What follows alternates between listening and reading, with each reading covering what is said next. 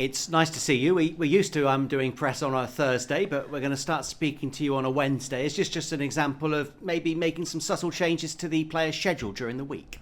Yeah, I think you're right. I think we spoke with the medical and sports science department to see what we can improve or to change things, and we thought that change the week, I think, will help us to do more work in the week. And for me, it's key because now we train 3 days in a row, and especially Tuesday and Wednesday we work a lot, and then I think for us give us, as I say, chances to work harder, because I think we need that. When we spoke last week, you'd had one full training session with the players.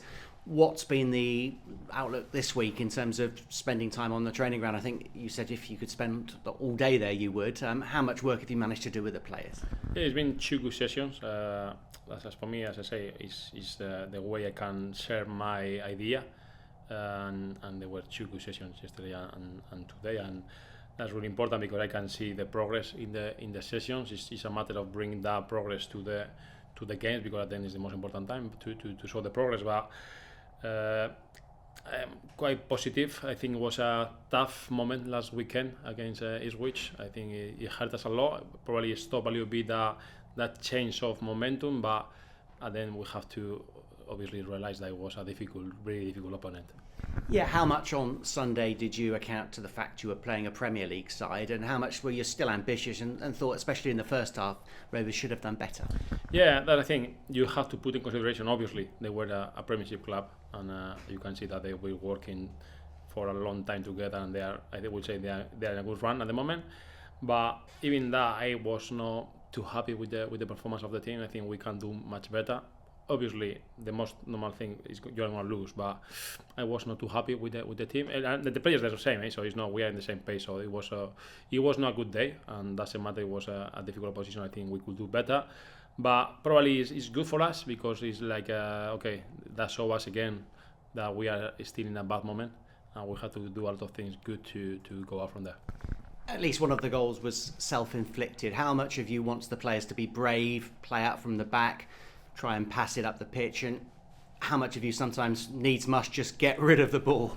Yeah, no, 100%, because even conceding 3 goals, for me the problem was like we couldn't keep the ball at all, and that means that you have to defend all the time, and that means that it's going to be more difficult to keep a clean sheet, but not because we defend badly, because I think we attack badly. So for me it's a balance, to find the balance that, yeah, obviously you have to defend good, but for me it's a big part is the trying to keep the ball and be brave, because it's not easy when you are in a bad situation and you're at the table, and you know it's not easy. Even sometimes playing at home, that you want to do something for the fans, but listen, we need to show the personality, because I am really convinced that's the way we have to do it to go out from there. Yeah, and to keep possession, is it a blend of confidence, ability, bit of everything?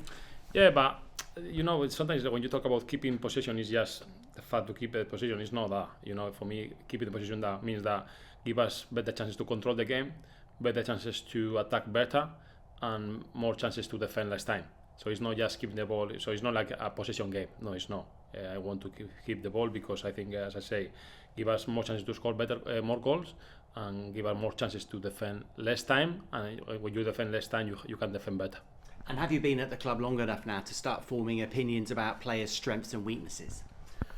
Yeah, we'll say so. Yeah, there are, things to improve as always, and the fact that I always say that the table doesn't lie, and when you are down there, it's because you've done something bad. It's not unlucky. It's not the referees. It's like, because we have to improve a lot of things, and that's why. But at the same time, it's not a problem. That's why we train. That's why I'm like to be a coach, because you have to improve things, and because you don't have nothing to improve, I cannot do anything for the players or for the team. I think I can help them to improve, and that's why I'm here. Every club in the EFL, I'm sure, looking to strengthen. I know it's January, so it's hard. Is there any progress in terms of bringing more players into the football club? Well, it's been some work in behind, but as you say, it's not an easy market, because if they are playing well, they are not gonna come here. You know how you have to pay a lot, so it's not an easy one. So sometimes it's someone that is not playing, or sometimes someone that is like is young. So it's a difficult one. So you don't want to bring players just to bring. I say that if they can make us better, they are welcome. But if not, we will go with the ones we have, and we'll be happy with that. Have you earmarked a part of the squad you'd like to strengthen in particular? Second. Have you found a part of the squad that you think needs strengthening more than others? No, listen. As I say, open to everything. If they make us better, even if the coach is better, I can go out. It's no problem. I think it's that mentality. Everything that has to come has to be better than the one we have. And if it's a position specific, I don't mind. And in terms of outgoings, could any players leave in the near future? I'm not sure. There are a few conversations, but until it's not done, I'm not gonna say anything because they are players for us, and everybody has been training with us, and everybody at the moment is in contention for Saturday. And in terms of health and fitness, how the squad looking in terms of team news for the weekend? I would say similar than the last week. Still missing Camille and Promise, missing them a lot. But that's the way it is, and as I say, sometimes when you are in a bad moment, that things happen. But the rest, I think they are all fit. There are a few ones that did some knocks, but hopefully they're going to be fit for Saturday. Did Sunday come just a little too soon for Jack Hunt? Because you said last week he was available. Yeah, it was. He was training with us, and he's been training with us. But it's true that from the start, maybe it's too soon, and that's why the medical department they sometimes they evaluate that and they say maybe it's too soon to start. So after, when you are not starting, you have to try to do the numbers for the bench, because at the end of the day, for example, we have Joel as well in that fullback situation. So it's no point to bring two. So now he's training better. So as I say, I will say that we will use him because he's a good player. Beating Cambridge gave everybody at the club a big lift. If you could beat Barnsley, who've found some form, what would that do for the football club?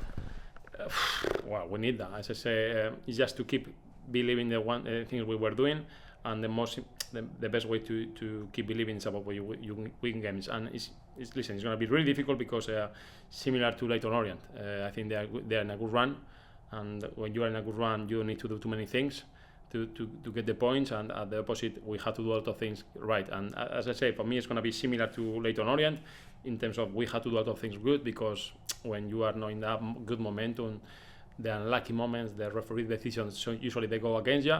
So it's nothing that we cannot control. So listen, we have to do things good, and that's the most important thing. Stay focused in the things we have to improve, and that's the target.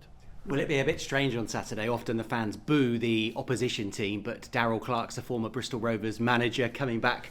He'll get a good reception. I think there's even a picture of him in this room that we're talking to today. Are you aware of Darryl and the work that he did at Bristol Rovers? Well, not to be fair, but if he did a good job in here, I think he deserves to be clapped from the fans 100%.